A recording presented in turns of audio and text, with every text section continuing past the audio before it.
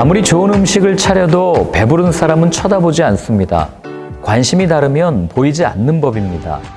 이미 모든 기적, 능력을 통해 메시아로 오셨음을 증명했는데도 여전히 표적을 구하는 까닭은 서로의 관심이 다르기 때문입니다. 바리새인과 사두개인들은 예수님께 하늘로부터 오는 표적을 구합니다. 요나의 표적밖에 보여줄 것이 없다고 말씀하신 예수님은 제자들에게 바리새인과 사두개인의 누룩을 주의하라고 경고하시고 빌립보 가이사랴로 가십니다. 빌립보 가이사랴는 파네스라는 도시로 분봉왕 빌립과 로마 황제 시절을 기념하여 재건된 도시입니다. 7개의 신전이 있던 도시로 하데스의 입구, 지옥 입구라고 불리는 큰 굴이 있었습니다. 지옥 입구를 오직 황제만이 막을 수 있다고 생각해서 굴 앞에 황제의 신상이 놓여져 있었습니다. 지상의 통치자들의 업적을 배경으로 해서 예수님은 그 황제의 신상 앞에서 제자들에게 묻습니다. 나를 누구라 하느냐? 그리스도, 살아계신 하나님의 아들이라는 베드로의 대답은 칭찬을 받습니다. 예수님은 베드로의 이름을 게바로 바꾸어 주십니다. 또한 제자들에게 그들이 내린 결론을 누구에게도 말하지 말라고 하십니다. 베드로는 앞으로 일어날 십자가 사건에 대한 예수님의 말씀을 듣고 기겁합니다. 하지만 예수님은 그를 꾸짖으십니다. 대부분의 사람들과 마찬가지로 제자들은 메시아가 군사적인 영광과 물질적 풍요를 가져올 것이라 믿었습니다. 물론 영광도 있을 것입니다. 그러나 그것은 오직 고난과 죽음을 통해서만 획득되는 하늘의 영광입니다. 예수님은 몇몇 제자들만 데리고 한 산에 오르십니다. 그들이 기도하고 있을 때 예수님은 변모하셨습니다. 그분의 옷과 얼굴은 믿을 수 없을 정도로 밝은 빛을 냅니다. 그뿐이 아닙니다. 거기에는 위대한 선지자 엘리야와 위대한 율법 수여자인 모세도 있었습니다. 이를 본 베드로는 그들을 기념하여 오두막을 짓겠다고 제안하지만 주님은 그를 꾸짖으십니다.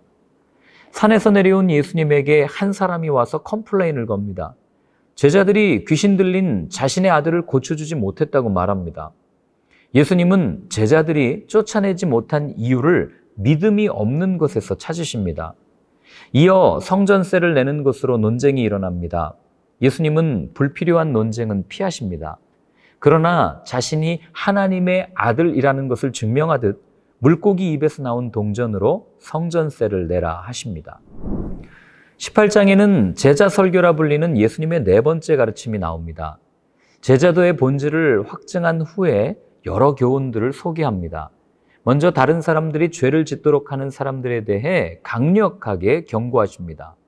누구든지 나를 믿는 이 작은 자 중 하나를 실족하게 하면 차라리 연자맷돌이 금옥에 달려서 깊은 바다에 빠뜨려지는 것이 나으니라. 다음으로 용서에 관한 비유를 들려주십니다. 한 마리 양을 찾아 애를 쓰는 선한 목자. 하나님은 결코 사람을 포기하지 않으십니다.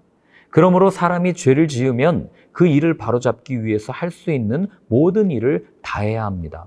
먼저는 1대1로, 그 다음은 다른 사람들을 증인 삼아서, 그 다음에는 교회 앞에서 문제를 다뤄야 합니다.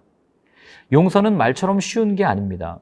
그것을 알았던 베드로는 몇 번이나 용서해야 하냐고 묻습니다.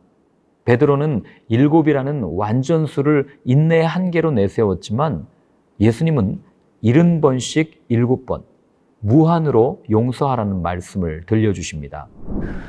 믿음과 신념은 다릅니다. 제자들이 흔들린 이유는 예수님에 대한 믿음이 아닌 신념을 갖고 있었기 때문입니다.